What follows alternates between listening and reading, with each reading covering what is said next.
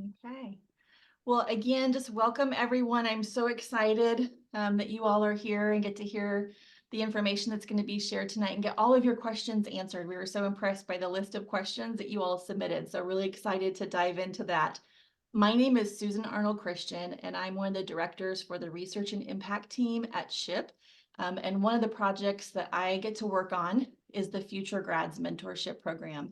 And that's really kind of what brought us here tonight. We've been doing this program for the last couple of years, and really just a quick nutshell is we're just trying to get more representation in grad school, and so encouraging people to apply to graduate school. And the program started with a one-on-one mentoring program, and we're still doing that. We do that every fall semester. And so that is for people who are, when you are actually in the place where you are actively working on your application, whether you're going to be applying, 2 years down the road or whatever, but you're actively working on getting your applications ready to go, then this is the piece for you. And so we get you connected with a mentor, someone who has been through the graduate school application process themselves, to kind of walk you through that process and help you get ready to hit the submit, right? And so we start those in August and they go through November. Many of the connections continue beyond that, but that's kind of the program time frame. And now this new piece that we're doing, which is why you all are here tonight, is the passport to graduate school. That's the kind of the precursor to this. So really trying to get people understanding the elements of why would I want to go to grad school and what resources are out there for me, so that you can be getting ready to make the decision about whether or not you're going to apply. But I think there's probably also some people here tonight who have already gone through the application process, or might be a current graduate student, or you might be someone who is just a support for someone along the way who's going through this process. And so all are welcome here tonight, and we're really excited that you're here. We will do one more event in April, and so I will be sharing details with you about that event soon.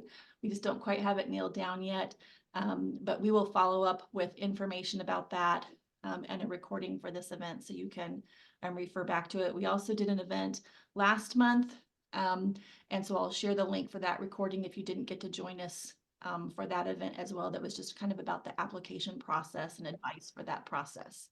So with that, I'm going to stop sharing my screen and I'm going to let the Coltie team take it over from here.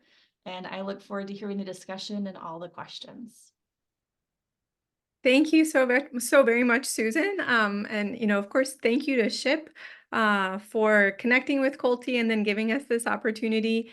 One of the things that I think we have in common is this passion for supporting graduate student success and for helping to make connections along the way, to have a lot of participation and input that can really lead students to success in their careers. So I'd like to start by telling you a little bit about the Coltie app. And so first, welcome to the SHIP Passport to Graduate School program, and the introduction by Coltie. So what do we tell students? What does Coltie tell students? So Coltie is all about connecting academia, and we're here because dating the wrong person sucks. Especially when you know that the right one is out there waiting for you. You spend years with your graduate advisor, so why would you take a chance? So one of the really big challenges of graduate school is finding the right graduate advisor to work with. Students spend hours looking online, trying to figure out what opportunities are out there, whether there's funding available for them to do research with a graduate advisor towards a master's or PhD. And they really don't know sometimes what the culture of a graduate program is like, or what a research group is like. And that's a really important problem, because that relationship can impact their entire career. That's something that can really impact your career. So some of these students we've talked to have said they spent hours every evening building a huge spreadsheet and then emailing potential graduate advisors and trying to connect with some of the students in research groups. And a lot of times those emails don't get answered. And it it makes it very difficult to gain that insight that they need. On the other hand, faculty want more than just a static application. They don't really know who's going to apply to their programs oftentimes until those applications have come in. And if they're not on the selection committee, they might not even know until the acceptance letters go out. And so for faculty, trying to recruit talented students is really challenging because they then have to rely on existing pipelines, word of mouth, or then just the luck of the draw of who applies to their program and reaches out to them. And then even once those applications come in, there is just a static application. Sometimes it just boils down to some numbers. Sometimes recommendation letters don't really tell the whole story even. And so it would be really great to be able to get more information and understand a little bit more about the person who's applying. I want to take a quick step back and tell you a little bit more about what grad school is like. So the picture at the top, you'll see me right there in the middle. This is my research group. A little more than half, I'd say 2/3 of these students in the picture are graduate students. They're working on their PhDs. Usually they're in my group for 4 or 5 years. And then even after that, they stay in touch with me when they move on to a job in industry or academia, or maybe do a postdoctoral study. The rest of the students that are in the picture are undergraduates. So these undergraduates sometimes are interested in graduate school. Sometimes they're trying to build their resumes because they want to apply for specific jobs that are very research intensive, or perhaps medical school, something like that. And so these undergraduates usually spend at least a semester, if not a year or two, in my lab pursuing research projects, often alongside a graduate student. But grad school is more than just being in the group and being a student. A lot of the time is spent working in the lab together. A lot of time is spent having fun together, like this picture down on the left with the research group going ice skating. And then in the middle, I included this picture because one of the reasons it's important to find a group where you can really connect with a graduate advisor and they have a reputation for supporting students is because that graduate advisor often is someone who can nominate you for awards and help to recognize you for the hard work that you're doing. Okay, so in comes the Coltie app.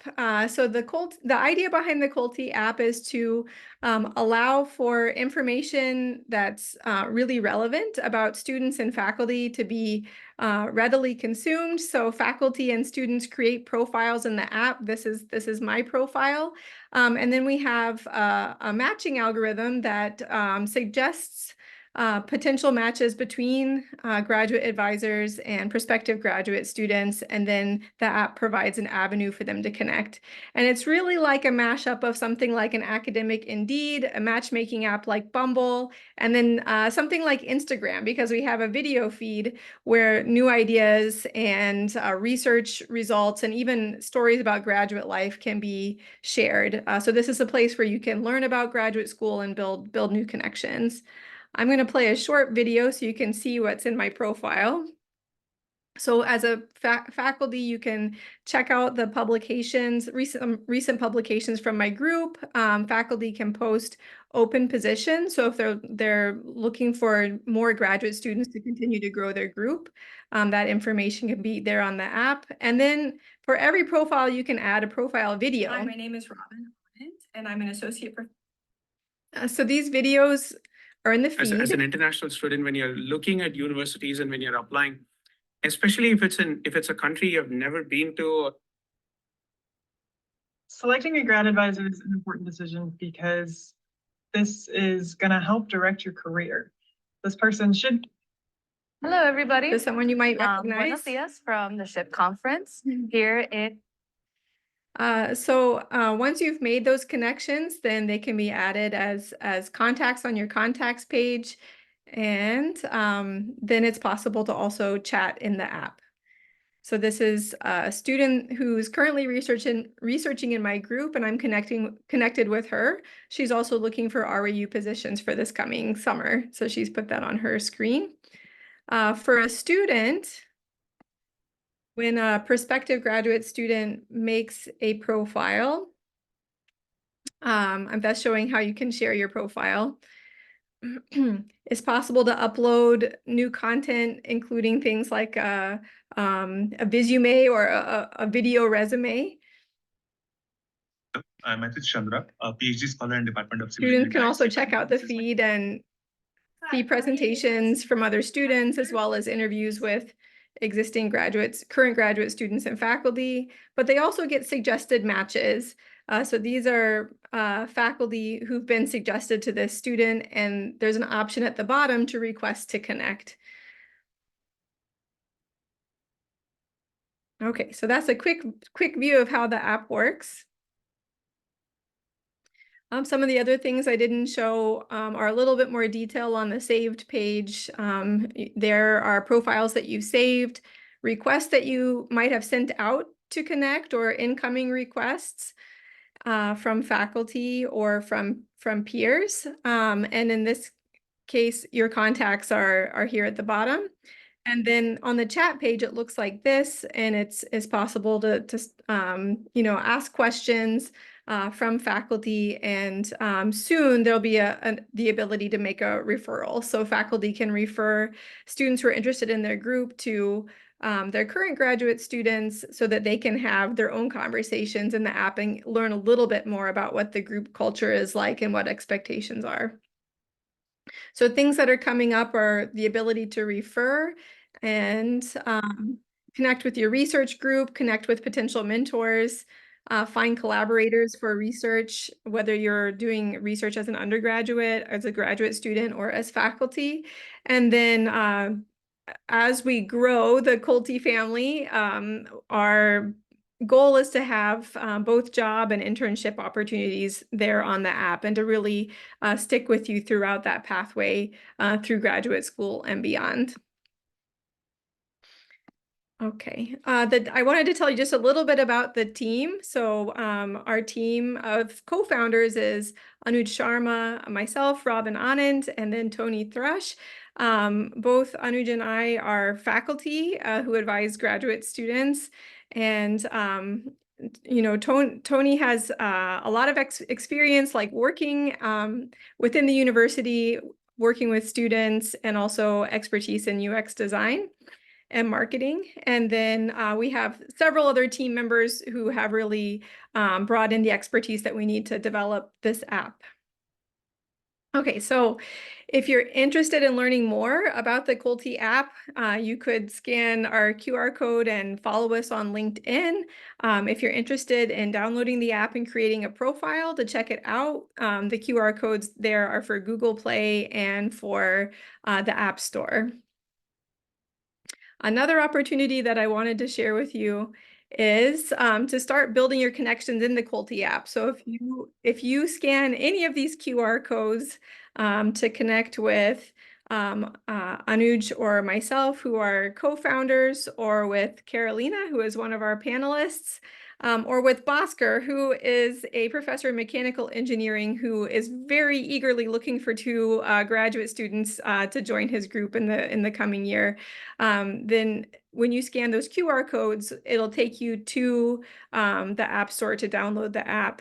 And then once you create a profile, then you'll be able to view the profile of whoever QR code you scanned and request to connect with them.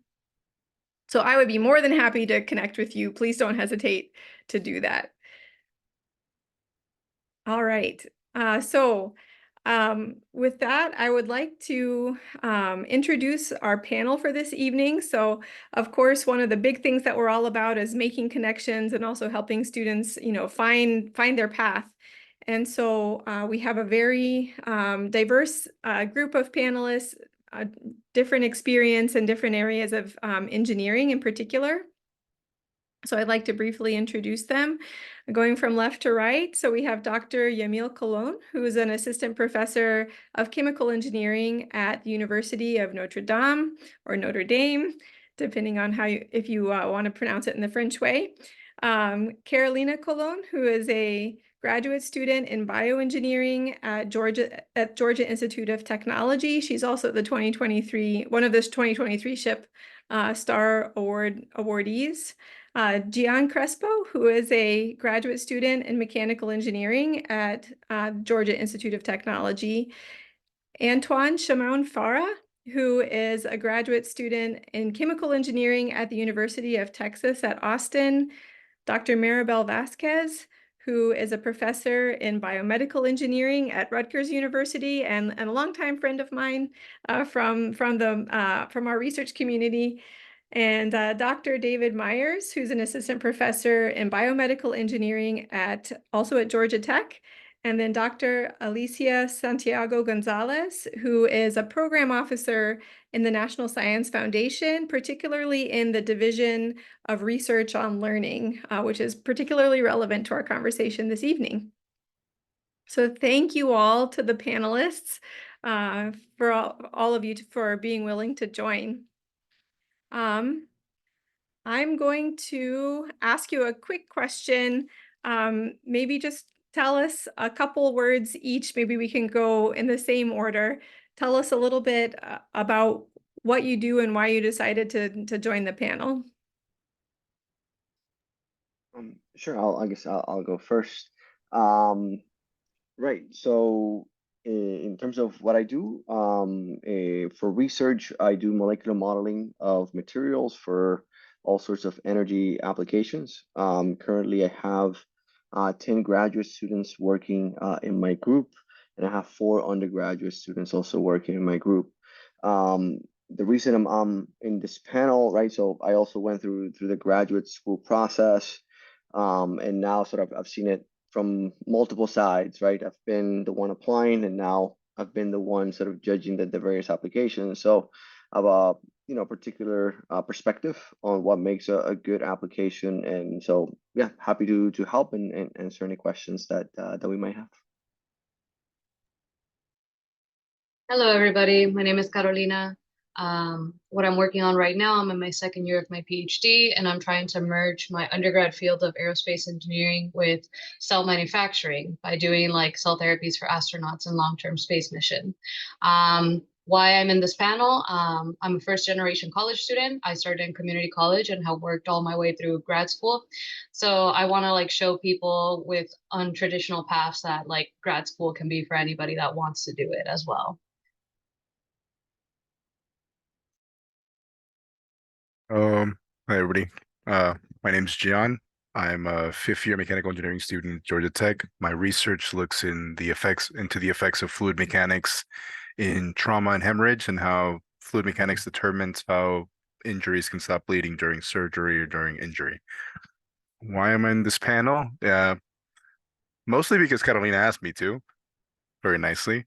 But also because I'm also a first-generation grad student. I remember applying. Is a very is a very stressful time, I'm sure. And there's a lot of questions that, like, if I could redo it again, that would be very useful to have the second time around. But thank God there's not going to be a second time around ever. Hey guys, I'm Anton Shimonfara. I'm a third-year PhD at the University of Texas at Austin studying chemical engineering. My research focuses on making what are called supported ionic liquid membranes, basically putting ionic liquids into membranes. And the separation is for direct air capture and post-combustion carbon capture.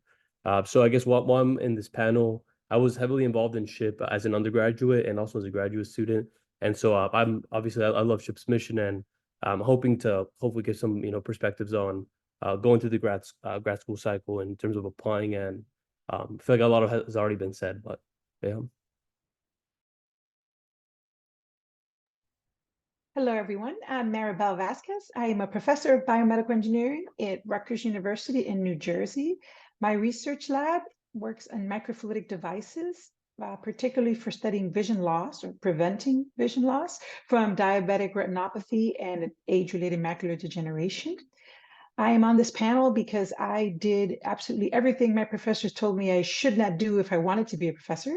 I'm a mechanical by training, all degrees in mechanical, and I went to work right after undergrad. I'm also a first-generation college student. I went to work right after undergrad because that's what college is for. I go to work. And then from industry, I got a master's co-op fellowship, and I did my master's. Then I quit and stayed to do the PhD.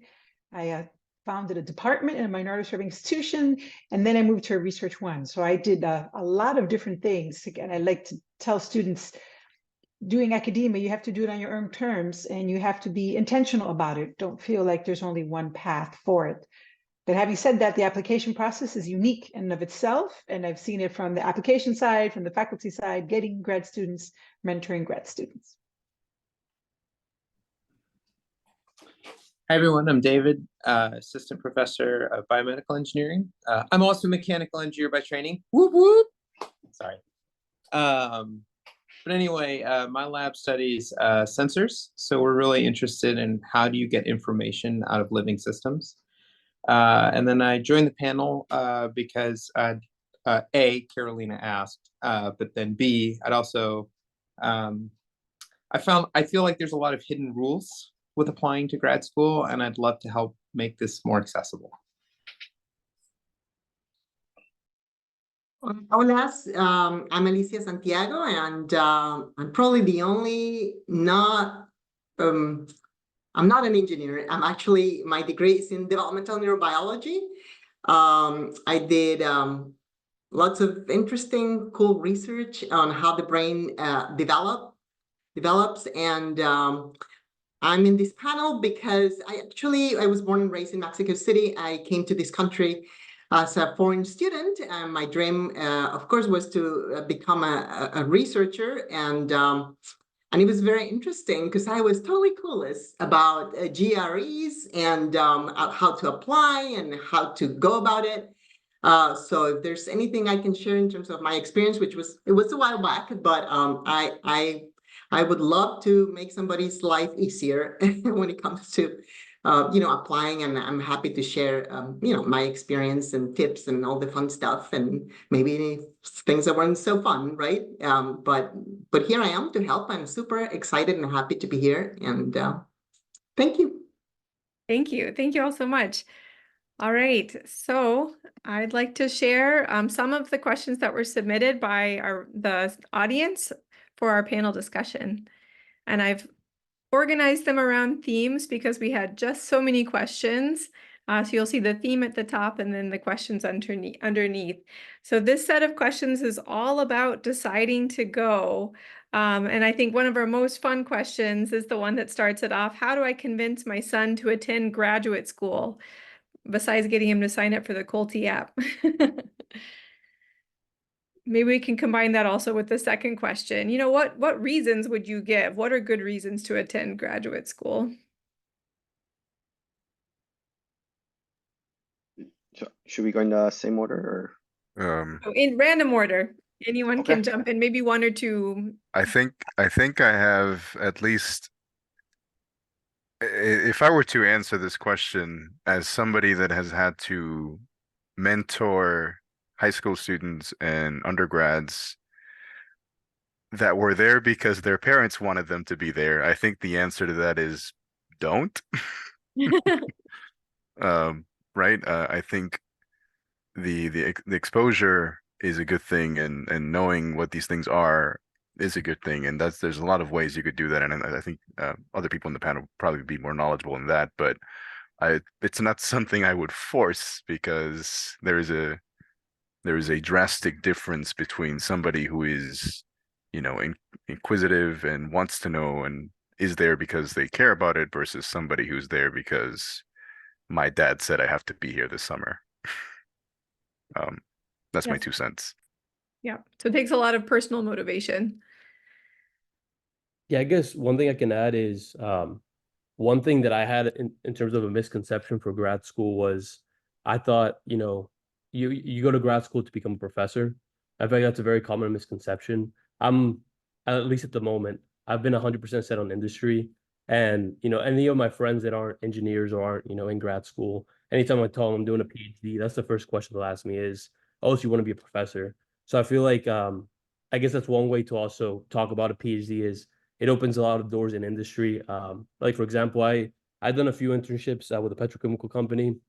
And one thing I noticed when looking at the leadership board was, I think like 80% of them actually had PhDs, which was a big surprise to me. And so I guess that's one way, not necessarily to convince them to attend grad school, but just, I guess, open the door to an opportunity that is not limited just to academia. If I may add really quick, I'm like one of the newest members here in grad school, but I didn't know what it was either, and I also had like misconceptions about it. So I echo the thing that it's not for everybody, but you need to like get exposed to it to determine whether that's the path for you. I recommend to people grad school because I believe like it gives you the tools to be able to work on any type of problem on your own. Like it gives you like the ability to critically think, work under stressful situations, and just come up with some sort of solution to a problem that you've never seen before. And that could be applied to a industry, it could be applied to academia, it could be applied to doing a startup, anything that you want, pretty much. Like it just gives you the ability to critically think. And I feel like that's important. Just last super quick thing. I totally agree with everybody, what everybody has said. But I think an important question here is, where do you see yourself in 5 years or in 10 years? So think about, what's a cool job that you want to have, right? In 10 years or 15 years, where do you see yourself? And then go backwards, right? Like, do I need a PhD or a master's for that, right? So it's not, I have to go through grad school to get a better life and career and so forth. It's more like, where do you see yourself in the future? And does that cool ideal job, does it require a grad degree? So that's another important thing that you might want to ask. I think tied into that is what is required to be successful in graduate school. So some people, they might be sure that the cool job is there, or that it sounds interesting to them, but they're kind of concerned, like, what if I don't have what it takes? Yeah, so I'd like to sort of piggyback of some of the things that have been said. I think also one of the, at least for me, one of the biggest reasons I went to grad school, and I think also what made me successful as far as you can define success in grad school, was that I there was intellectual curiosity. There was, right, I wanted to go to graduate school because I wanted to know more. I felt that the undergraduate courses, I mean, they were great, but I was thirsting for more. I wanted sort of that additional insight and things, right? So there's also an innate part of people, I think, that go through the PhD process that have this curiosity and intellectual engagement in terms of the projects. So I think, now, being on the other side of things, I think that's actually a really good indicator of success in graduate school. Is it, are you intellectually engaged? Are you inquisitive? Are you curious? Do you want to delve deeper, or are you, satisfied with a surface answer? I think that those are, questions to think about. And if you feel like you have sort of that curiosity of wanting to know more, then I think that bodes well for your graduate school career. While I agree with what Emil said, I think the most important thing to be successful in grad school is tenacity. I mean, you have to be able to answer your question. Yes, you have to be curious and develop your own question. Man, you got to work nonstop to get an answer for that question. And you don't just give up when the first 2 or 3 experiments don't work. You find different ways, you do computation, and that's independent of whether you do a PhD. That could be a master's, that could be a Master of Engineering that's more design based, but you have to want to get that answer with every tool available to you and teach yourself new tools so that you can get that answer. And I think you have to have that drive to want to actually do it, to actually finish. All right, awesome. There's a little bit of a straggler of a question on this slide, which is, where do funds for research come from and how is it pursued? If I may add really quick, Sure. for this one, I say, like, for those applying to grad school, make your second to last semester like the easiest one. A lot of people have the misconception that the last semester should be your easiest one, but it should be the second to last, because that's when you're really doing all the applications. And you should treat looking for funding as if it was like a class. At least that's what I did. And I was like grateful enough to receive full funding for my graduate degree. But there's tons of help out there. I know that there's limited funding for international students, but there is like companies that do sponsorships. There's the GEM Fellowship for minorities. There's like teaching assistantships. I would just treat it like you would have to pursue it. So the resources are out there if you're willing to put the time. If I may, my experience was a while back. So, but I think I'm assuming it kind of works the same, at least in my field, which is more biology. I was an international student, so it's a different story. But at the same time, also students here in the US or citizens, we could do TA-ships, right? Teaching assistantship. And that really helped me to pay for grad school. And I did have a scholarship back from Mexico, partial scholarship, which helped a lot. But you know, teaching assistantships help a lot. And also remember that, and professors here, please pitch in. Every professor, of course, you know, they have funding. They have awards. In my case, I actually manage awards given by the National Science Foundation. So in those projects, you know, there's budget set aside in many instances for grad students. So professors, you know, if once you join a lab and so forth, basically they can help you, right? Everybody with paying for grad school. So, but please feel free to share more about that because I don't know all the specifics. I just know, you know, that there's funding for grad students in their budget.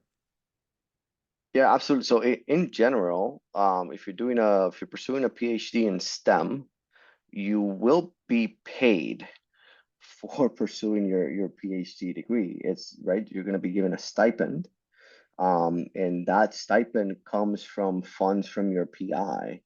And those funds will come, yeah, from the NSF, from the Department of Energy, from NIH, some may come from the university itself, right? So, yeah, I think that's an important thing to clarify. If you're applying for a PhD in STEM, you don't have to pay. You are paid. It's treated almost like a salary, like a job, right? You're gonna get a stipend.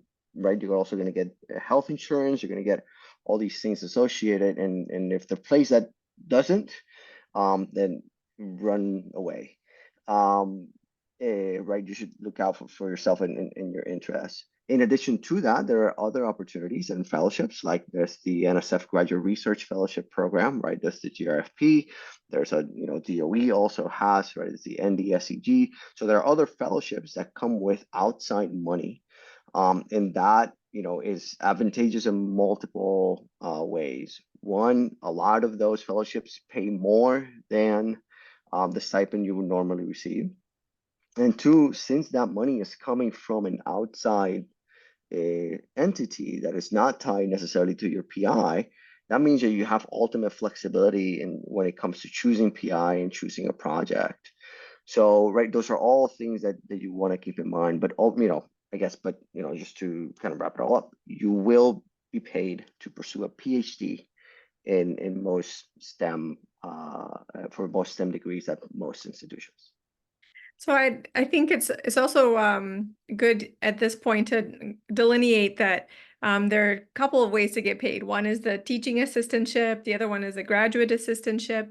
And sometimes in certain fields, students might not have an assistantship from their own department. So I've seen in, for example, computer science, sometimes the students don't have an assistantship from their own department, but they'll find a project that uses their computer science skills in collaboration with another research group on campus. And that's what ultimately pays their assistantship and pays their stipend while they're in graduate school. I should say in certain fields, like in chemistry, for example, where there are a lot of students who need to take introductory courses, there's a large number of teaching assistant positions. And so the departments in that case have a lot easier time supporting graduate students on teaching assistantships. Whereas I think in most engineering fields, it's often the case that those teaching assistantships are not available, and so faculty are supporting students on research assistantships, and the students' support is very much tied to funded projects. And there's, I think it's a little closer to what you might even experience in industry, where it's very important that you're focusing on that supported or funded project. Is that you all's experience as well? It's hard to speak to all the different.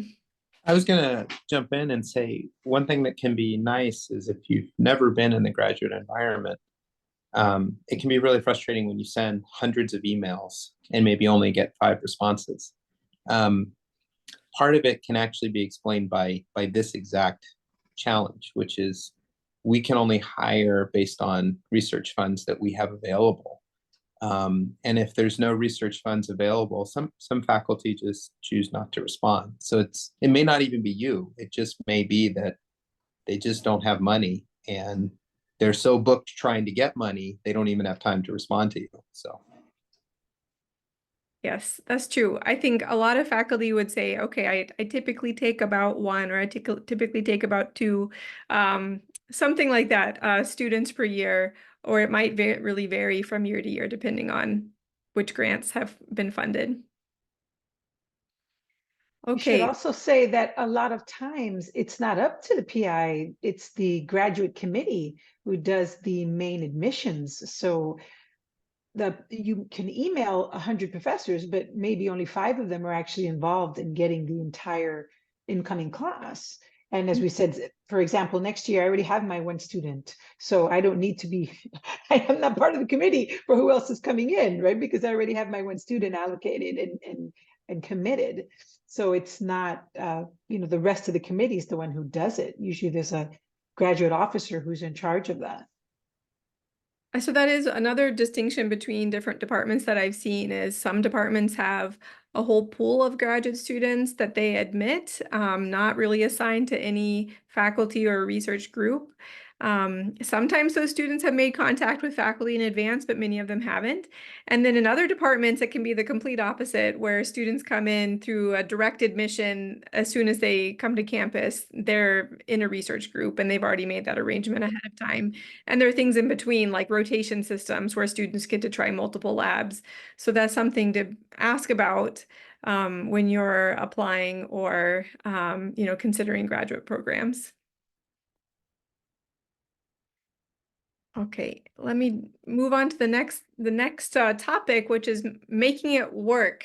So this is kind of like, how do you survive in graduate school type question. So the first one is, can you speak to the work-life balance and overall experience of being a PhD student in your field? I have a nice story for this one. Awesome. So I came from a family where my mom didn't have to work. She worked part-time, and my dad was 40 hours a week, spot on. And that's kind of the culture I grew up in. And I remember I was really stressing about going to grad school, and I was talking to my father. It's like, Dad, oh man, all these people, I don't know if I can make it work. I mean, I watch you and you only work these 40 hours, and I don't and he pulled me over and he goes, Dave, he always had that voice, Dave, did you ever think that maybe if you really liked what you were doing, you wouldn't mind spending a little extra time on it? And I was like, oh, thanks, Dad. But it turned out it was really prescient advice, right? So you do want work-life balance. You do want to have time for you. You need downtime. But at the same time, if you really like what you're doing, which is the goal, you're intellectually curious, you're engaged, you're having fun, you don't mind if it's more than a 40-hour week. Yeah. When you find that thing you can't imagine not doing. As the person currently in lab right now, I think I'm very qualified to speak on this. There is I agree with this, right? I enjoy what I do, and I enjoy the problems that I look at and the experiments I run, even though they are we work with blood, so it's a very difficult, haphazard schedule, working around donors, etc. Grady, trauma center, all these things. But there is a limit, and there is a point in which you have to just say, you could work 80 hours a week, right? There's nothing stopping you. You could work 100, maybe you could always do more. Research is an all-consuming beast that will take everything that you give it. So you have to know when you draw the line. I know plenty of people who do not draw that line, and they're very successful, but they're not particularly happy, right? So you have to find the thing, like what the balance is for you. For me, it's mostly, 40 give or take, or give 10 hours or so. I'm never going to be the guy that's doing 80 hours, 90 hours in the week in the lab. Even if I could, I can't because that's the way the experiments are run. But even if I could, I wouldn't want to do it. Right? I want to go home. I want to, I don't know, read a book, watch a series, talk to my friends. Research isn't the entirety of my life. I agree. And like I say, like it changes as like first 2 years of your PhD, it's going to be tougher. Especially if you're changing degrees like I did, because you're learning how to fit in grad school, how the schedule is working for you, how you fit into your lab community while taking classes, learning procedures, learning how to do experiments, finding out that a lot of them don't work, and then like trying to like work through that. So the first 2 years are pretty rough, but it's not every week that's rough. Like it fluctuates. And just like John said, like you need to know where to draw the line and like make time for yourself. And that's why I think it's important to picking like a good lab culture and a lab environment. Like I love my lab mates. I feel like they are family to me. So I love going into work and seeing them. But then as you get like older, you can like kind of like go a little bit easier. Like you know what experiments you're missing and you're doing like writing instead. So you can have a little bit more balance there. So it depends. I think we should add that your your work-life balance isn't going to be the same throughout the entirety of your PhD.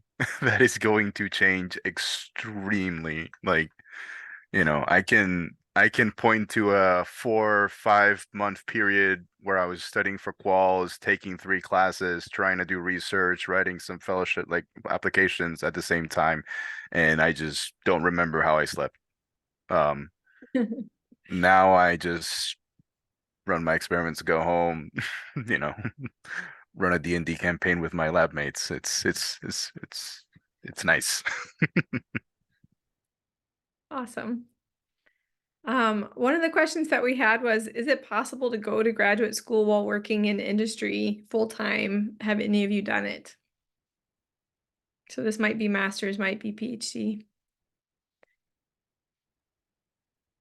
I know one person that did it. They couldn't do it for Yeah. PhD at least. Masters, I'm not familiar. Doesn't seem like it's congruent with that. Well, Yeah, so I'm sorry. Yeah, no, that I know examples of people and I've seen people do it for masters. I'm not aware of PhD. So I had a co-op master's through GEM when I was working in industry after undergrad. And so I did the master's where they held my job for 3 months in the summer, but for 9 months I was at the university. So I did that for 2 years, but I had to quit to do the PhD because the PhD is a job, right? You get paid to do it. You can't double dip. So for masters, yeah, there's different configurations you can use, but I think it's very difficult for the PhD. Yeah, I think especially for masters in something like computer science or data analytics, there are some online master's programs even that would really provide that kind of flexibility where you can pursue a graduate degree while you have a full-time job. So they're very selected fields. I Yeah, think. oh, Go go ahead. ahead. Sorry. Okay. I'll just, oh, you go ahead. I'm sorry. One of the things that strikes me about this question is, one of the things that's difficult about graduate school is that you actually go from becoming a knowledge consumer to a knowledge creator. And so when you're an undergrad, you can still go to courses and maybe have a job on the side because you're kind of consuming the knowledge and then showing that you've learned it, and then you can do your job. it's a lot tougher with a PhD because you're actually creating the new knowledge for the next generation. And that takes a lot of your brain power and effort. So I just wanted to throw that out there. Yeah, Yeah, absolutely. oh, sorry. Yeah, I was gonna say one more quick thing on. So I mean, I'm doing a PhD in chemical engineering, and I agree with everything that everyone said. I don't think, and I don't even think my advisors will let me. So I don't even think it would have been an option, to work full time. But I was gonna throw in. I just recently found out about this because my brother is going to do it, but I never heard of like an executive PhD in education, and so I know that he is still working full time, and over the weekends he's living in Houston. He'll be driving to UT to do this executive PhD in education. For engineering, I don't think you can do it, but yeah, I just want to throw that out there. Thank you. One of the other challenges we've touched on a little bit is managing financial aspects of pursuing a PhD. We talked some about finding funding, finding an assistantship. I think otherwise, I think the last part is, expenses, what was your experience? Like, do you feel like that stipend is sufficient, or in some cases, is it not? I can jump in really quickly just because, I think that something that dawned on me when I was, studying, actually I was doing a postdoctoral study, but it would have applied in graduate school as well. Whenever I had my first child, my daughter, I had leave without pay, and already my pay was not high. Even though for a postdoc it's significantly higher than for a graduate student. And it occurred to me, if there was a single parent, or like if you were the main breadwinner for your family, then it could be very challenging to live with a graduate stipend. So I don't have a ton of advice there, other than in that situation I did manage to negotiate for some partial paid leave. I don't know if anyone else has heard of similar situations. So for me, it's I've never had too much difficulty, right? But I say this from a position of privilege, as single guy with not any expensive hobbies or anything of the sort. I didn't have a car until the other day. So I'm very, very Spartan in the way I live my life. And to me, a grad stipend has been decent, not great, but decent and livable. The difficulty comes from all my friends that like Dr. Anand said, any parents, people with dependents and such, that is a very difficult thing to work through in graduate school. PhD stipends, I think, the highest one I've seen with topping fellowships has been significantly less than any entry-level job as an engineer you can get. So you're not gonna be swimming in it. Yeah, I mean, so I think something to consider when looking at graduate programs is, if you're considering your financial situation, is it an urban area? Is it a rural area? Like, is there reasonable and safe housing where a lot of graduate students live? So that's one of the things that you could ask current students in the program if you're able to make those connections. All right, I'm going to move us forward to the next one. So this is all about, what is grad school like? So their questions, I'm just going to give them all at the same time. So when you apply to grad school, do you have to figure out what project you want to work on, or are they assigned by the professor? How long does it usually take? And is there anything you wish you had known or done differently when you were applying to a PhD program?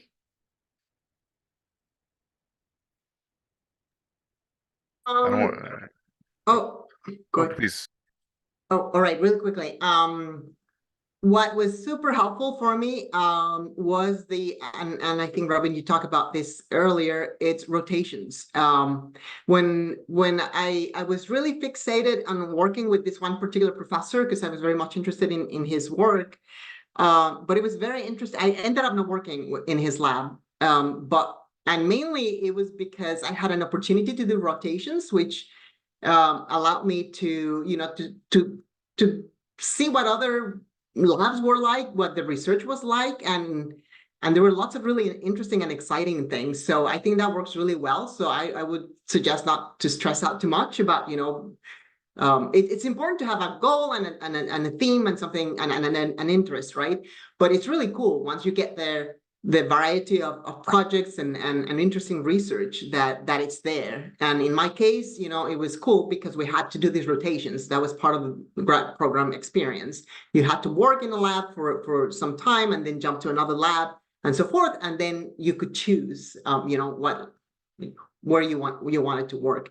And that was beautiful, and that I strongly suggest that. And if you end up in a college or a university where that's not an option, I don't know, maybe during the interview, whatever, just make sure the more you know, the better. Just go investigate what's out there, talk to people, professors, students, labs. I mean, don't be shy.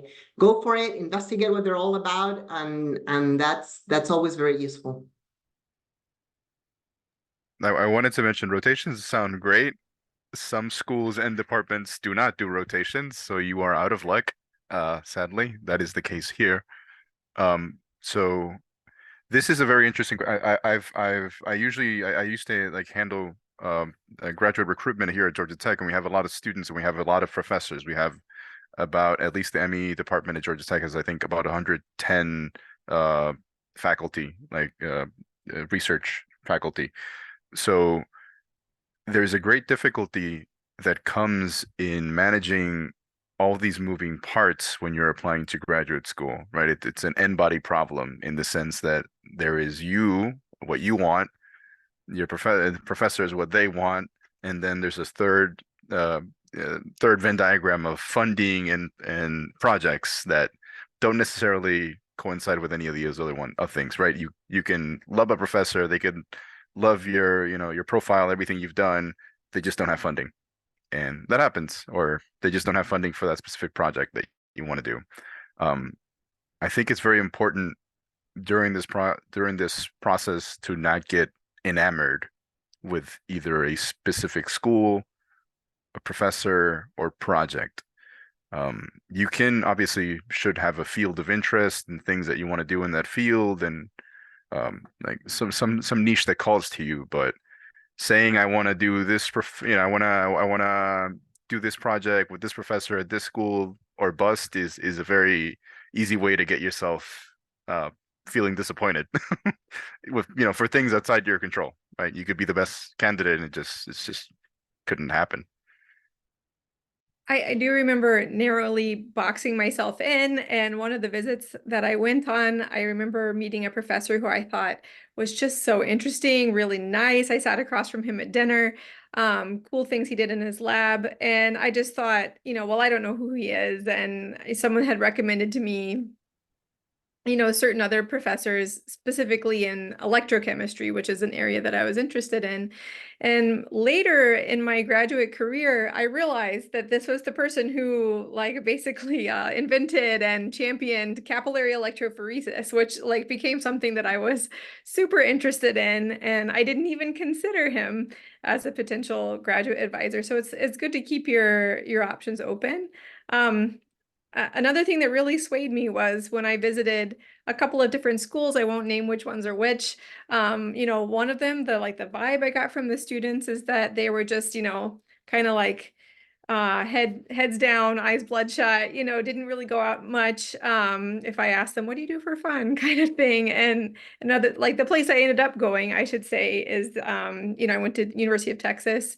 And when I visited there, it was, sunshine and tacos and, and, a lot of sunny personalities as well. And I mean, everyone's experience might be different, but that swayed me because graduate school is one of the most challenging things you'll ever do. So you don't want to add to that other challenges. You need to find a place that is a good fit for you and you feel like you'd really flourish personally. Yeah, I guess one quick thing to add on top of UT being amazing is that one thing I do wish I knew differently when applying was, I guess my mindset for applying to grad school was the same as undergrad. It was for chemical engineering, look up the top 10 schools and start applying. But then pretty quickly, I guess I shouldn't say pretty quickly, I ended up realizing when I was each school requires a research statement and who you want to work for, you want to throw it in there. I realized, 2 or 3 of the top schools that I was sort of applying to, when I looked, on the professors and the research they were doing, I realized that I wasn't even interested in doing any of that stuff. And so I guess like some advice I would give to people, looking to apply to grad school is first figure out not necessarily exactly what you want to do because you also may not know, but have like a general idea of what you want to do and what you want to study. And then, make that short list of, 10 top schools, but then go to each of those schools, make sure there's professors doing relevant research in that topic, and then apply to the school. Don't just apply to the school because it's a top school, if that makes sense. Yeah, absolutely. And I'm sure all of us have heard like both some really great successful stories and some really sad stories as well, so important to find out where's a good fit and not just the top school. I'm gonna give us one last slide because I think this one was really a theme that I saw in the questions that were submitted. And it's all about transitions. There are students who submitted or even professionals who submitted questions about, what if I took a gap year? What if I've gone into a career in industry and now I'm trying to transition back to graduate school? Can I make it happen? Have any of you done that before? And I thought it'd be good to address. Yeah, so Right, so I did that, right? I went straight from undergrad into industry, and it was just supposed to be a summer internship, and I ended up staying 3.5 years. As you said, at the time, I was single, and I had this privilege of being able to move from one coast to another. So the company held my job for the summer, and I was able to go to the coast for 9 months and come back. So, that's flexible was great, but if I had a family, and that's very difficult, right? Then you have to stay local, and how you would transition. We had talked about this before, as well as a salary. A stipend is great if you're single and you live with a roommate. A stipend with a family of 4 as the main income is not going to work, really. I mean, it's not. So those are things that really matter of when you can do the PhD, when you come back to industry, whether you have to take extra loans or what are you going to do, it's not just apply and we'll make it work. Right? There's other people involved, and it's your family, and the income is not sufficient for a family, I don't think. Absolutely. I did a 6-month internship last year in industry as part of my PhD. I guess it was a requirement for some graduate funding that I had from NIH, and that's a difficult transition, even from somebody going into it and coming back. I think money is probably the biggest one, right? Going from making God knows how much to making peanuts is difficult, and it requires a lot of things in your life that you maybe take for granted to, either question them or put them on hold, etc. Things like having a car, right? I think most people don't even think about that, right? But when parking is at least here $800 a year, it kind of makes you think. Um, the type of work and what's expected of you is also very different, right? I think it's a mentality thing. It's very hard to jump into it, at least for me. Um, uh, Having that, I think we talked about it before, that inquisitive mindset of these are the things that I really want to like figure out how they work. This is me looking into all the options and how I can make them work and how I can understand them. Um, that's not usually, and I'm just speaking for myself, anybody else who has experience, that's not usually what you do in industry. So jumping between these two words is not easy. How to do it successfully, I'm not the right person to ask, but it's a hard change. yeah, just wanted to quickly add, sort of in terms of transitions, I did something a little bit different. I took a year off after undergrad, and then I came back to grad school. Certain programs will let you defer your admission for a year or for some amount of time. So that's something always to ask if you feel that you want to take a year off for whatever reason, so that those deferments can take place. And then to address sort of the last question on the slide, if can you do a grad engineering program without taking engineering? It depends on the program. so for us, at least in chemical engineering at Notre Dame, we accept applicants, say, you know, there's somebody's a math major or a physics major or a biology major, right, things like that, and they want to, you know, come to chemical engineering for whatever reason. We routinely accept students like that, and I know there are other programs as well who, right, their majors are different from sort of the department that they're applying to get a PhD in. Absolutely. I'm taking a look at the clock. The conversation's going so well, but now we're at set 2 past the hour, and I promised everyone we will finish up on time. So, there are a lot of questions. So I want to end, you know, by putting up again here some of the opportunities that there are to connect. If you want to connect either with the Coltie team or with Professor Bosker for his position that he has open, or with Carolina, who is on our panel. I'm sure any of the other panelists would be, you know, happy to respond to questions if you were to reach out. And I want to end by saying thank you. Huge thank you to the panel for taking your time and sharing from your wealth of experience. And also thank you to all those who submitted questions and attended the event. All of you have a good night. Thank you all so much. I'm going to be traveling tomorrow, but I'll follow up with the recording and more information. So thank you all. Have a great night. Love it. Thank you, Susan. Have a good one, everybody. Thank you, everybody. You. Thank you. Ciao.